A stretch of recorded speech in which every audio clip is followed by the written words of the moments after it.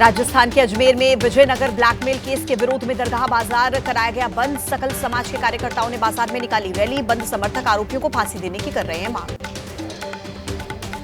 बंद कराने के दौरान दरगाह बाजार में आपस में भिड़े बंद समर्थक और दुकानदार। हालात को देखते हुए अलर्ट मोड में पुलिस प्रशासन। शहर में सुरक्षा चाक चौबंद। मणिपुर में सुरक्षा की स्थिति को लेकर गृह मंत्री अमित शाह ने दिल्ली में बैठक की। मीटिंग में मणिपुर के राज्यपाल भी रहे मौजूद। पंजाब में आज 750 जगहों पर पुलिस का नशे के खिलाफ चल रहा है कासो ऑपरेशन। भटिंडा के कई इलाकों में एसएसपी और डीसी के नेतृत्व में कई घरों पर छापेमारी। पंजाब को ड्रग्स फ्री बनाने की मुहिम हुई तेज। पंजाब के जालंधर में पुलिस के कासो ऑपरेशन के चलते कई घरों की ली गई तलाशी। नशा तस्करों के धरपकड़ के लिए कई घरों पर रेड। पुलिस की छापेमारी से इलाके में मचा हड़कंप। पंजाब में नशे के खिलाफ पुलिस का ऑपरेशन तेज। फिरोजपुर में संदिग्ध लोगों के घरों पर पुलिस ने की छापेमारी। वाहनों की तलाशी ली गई। ड्रग्स और नशे की खेप की खोजबीन जारी। महाकुंभ खत्म होने के बाद अब सियासत शुरू। बीजेपी ने कांग्रेस का हिंदू विरोधी वाला पोस्टर जारी किया। लिखा, गांधी नेहरू परिवार का कोई भी सदस्य 45 दिन तक चले महाकुंभ में डुबकी लगाने प्रयागराज नहीं गया।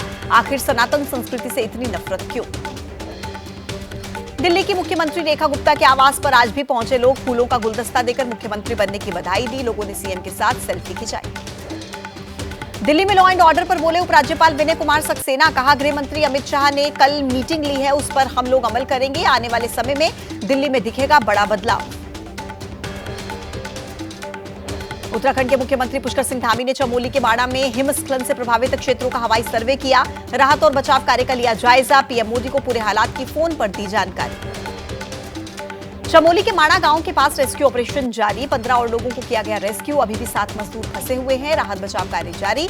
रेस्क्यू के लिए MI-17 हेलीकॉप्टर की मदद ली जा रही है। स्टैंड बाय पर भारतीय वायुसेना के हेलीकॉप्टर। एवलांच की चपेट में आया था जीआरएफ का कैंप और अभी तक 48 मजदूर सुरक्षित निकाल लिए गए। 7 मजदूरों का रेस्क्यू करना अभी बाकी है। खराब मौसम की वजह से रेस्क्यू में आ रही थी दिक्कत।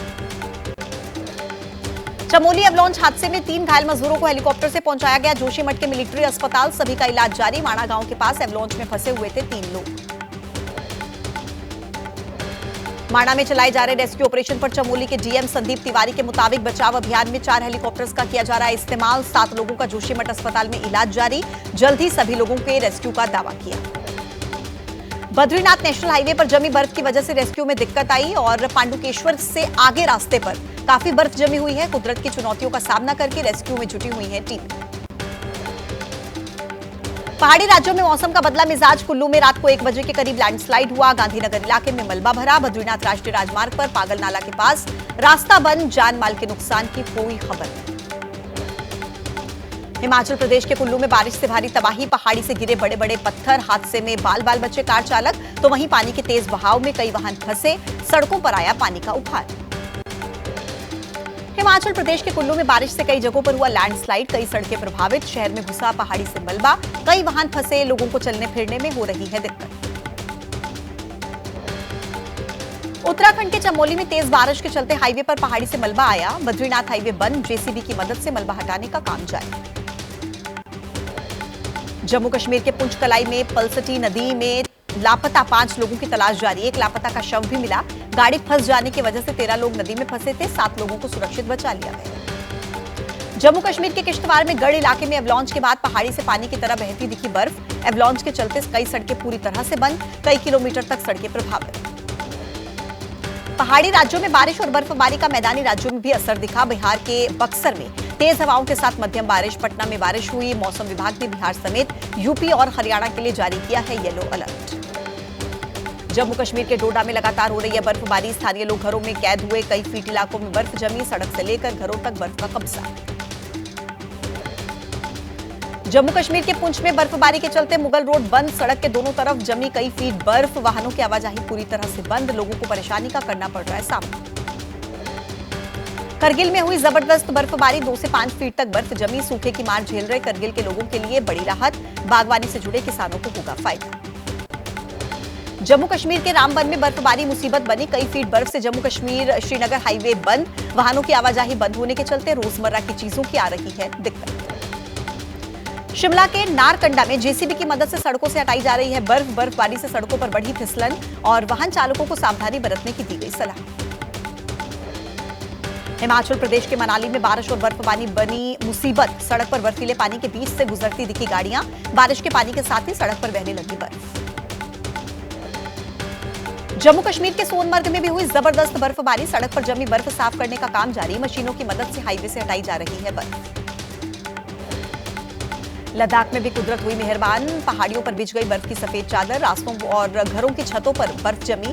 दुधिया रंग में रंगा नजर आ रहा है पूरा इलाका। जम्मू कश्मीर के सोनमर्ग में बर्फबारी से बदला मौसम का मिजाज। पर्यटकों के खिले चेहरे। भारी संख्या में सोनमर्ग पहुंचे हुए सैलानी। सोनमर्ग में 1 फीट से ज्यादा बिछी बर्फ की मोटी चादर। तेलंगाना के श्रीशैलम लेफ्ट बैंक कैनाल में फंसे मजदूरों को निकालने के लिए 8वें दिन भी ऑपरेशन जारी। 6 मजदूरों के साथ साथ 2 इंजीनियर्स भी है लापता। 22 फरवरी को ढहा था टनल का एक हिस्सा, तब से जारी है रेस्क्यू ऑपरेशन। महाराष्ट्र के वाशी में बर्ड फ्लू ने दी दस्तक और विदर्भ में एक पोल्ट्री फार्म में 6800 से ज्यादा मुर्गियों की मौत। सैंपल में बर्ड फ्लू की पुष्टि। सभी पोल्ट्री फार्म्स को किया जा रहा है सैनिटाइज। यूपी के आगरा में प्रयागराज से लौट रहे श्रद्धालुओं से भरी बस हादसे का शिकार। खड़े ट्रक से टकराई बस। 4 लोगों की मौत की खबर। 12 से ज्यादा श्रद्धालु घायल। अस्पताल में इलाज जारी। प्रधानमंत्री नरेंद्र मोदी ने सोशल मीडिया पर साझा की जहां-ए-खुसरो कार्यक्रम की झलकियां। और कल पीएम मोदी नई दिल्ली के सुंदर नर्सरी में आयोजित सूफी संगीत समारोह जहां-ए-खुसरो के रजत जयंती कार्यक्रम में शामिल हुए थे। रविवार से शुरू होने वाले रमजान की शुभकामनाएं दी थी। प्रधानमंत्री नरेंद्र मोदी का आज से 3 दिन का गुजरात दौरा। रात को जामनगर पहुंचेंगे पीएम। कल सुबह जाएंगे रिलायंस वनतारा। सासनगिर में शेर भी देखेंगे प्रधानमंत्री मोदी। सोमवार को सोमनाथ मंदिर में करेंगे दर्शन। गुजरात दौरे पर केंद्रीय रेल मंत्री अश्विनी वैष्णव और अहमदाबाद रेलवे स्टेशन के पुनर्विकास परियोजना का निरीक्षण किया। कहा, गुजरात के लिए इस बार रेलवे के बजट में हुआ है रिकॉर्ड आवंटन। जन औषधि रथों को हरी झंडी दिखाकर केंद्रीय मंत्री जेपी नड्डा ने जन औषधि सप्ताह की शुरुआत की। दिल्ली एनसीआर क्षेत्र में घूमकर जन औषधि केंद्र के लाभ के बारे में जानकारी देंगे। औषधि रथ और सुलभ और सस्ती जेनरिक दवाओं की पहुंच को करेंगे प्रचारित। बिहार के सीतामढ़ी में अनोखे तरीके से शिक्षकों ने प्रदर्शन किया। डीईओ ऑफिस के पास ढोल और झाल के साथ कीर्तन करते नजर आए। शिक्षकों ने कहा कि उनकी समस्याओं को लेकर कुंभकर्णी निद्रा में सोए हुए शिक्षा विभाग को जगाने के लिए वाद्य मंत्रों का सहारा लिया। अपने जन्मदिन के मौके पर बिहार के मुख्यमंत्री नीतीश कुमार ने क्षमता परीक्षा पास करने वाले नियोजित शिक्षकों को बांटा है नियुक्ति पत्र। इस दौरान मुख्यमंत्री ने महिला शिक्षकों को हंसने के लिए कहा। बिहार में महिला सशक्तिकरण की बात भी कही। बिहार चुनाव को लेकर बीजेपी का बड़ा ऐलान। प्रदेश अध्यक्ष दिलीप जायसवाल ने कहा, नीतीश कुमार के नेतृत्व में ही लड़ेंगे चुनाव। 2025 के बाद भी नीतीश ही रहेंगे मुख्यमंत्री। दिलीप जायसवाल के बयान पर बोली पूर्व मुख्यमंत्री राबड़ी देवी, नीतीश कुमार कोई बड़ा मुद्दा नहीं है, हमारे लिए बिहार की जनता ही मुद्दा है। जम्मू के कटरा में बीजेपी विधायकों की ट्रेनिंग का आज दूसरा दिन। विधानसभा के बजट सत्र से पहले अपने सभी 28 विधायकों को ट्रेनिंग दे रही है बीजेपी। प्रशिक्षण शिविर में आज जेपी नड्डा भी होंगे शामिल। मध्य प्रदेश की राजधानी भोपाल में आम आदमी पार्टी के ऑफिस में लगा ताला। मकान मालिक का आरोप, 4 महीने से नहीं दिया गया था किराया। ऑफिस में रखी गई थी शराब की पेटियां। मामले में आपकी प्रतिक्रिया का इंतजार। हिंसा की जांच के लिए 2 दिन के दौरे पर यूपी के संभल पहुंची न्यायिक जांच आयोग की टीम। पहले दिन 29 लोगों के बयान दर्ज किए। आज भी बाकी बचे लोगों के लिए जाएंगे बयान। रमजान पर इस्लामिक सेंटर ऑफ इंडिया के प्रमुख मौलाना रशीद फरंगी महली ने जारी की एडवाइजरी और मुसलमानों से सेहरी के वक्त शोर शराबा न करने और पड़ोसियों का ख्याल रखने की अपील।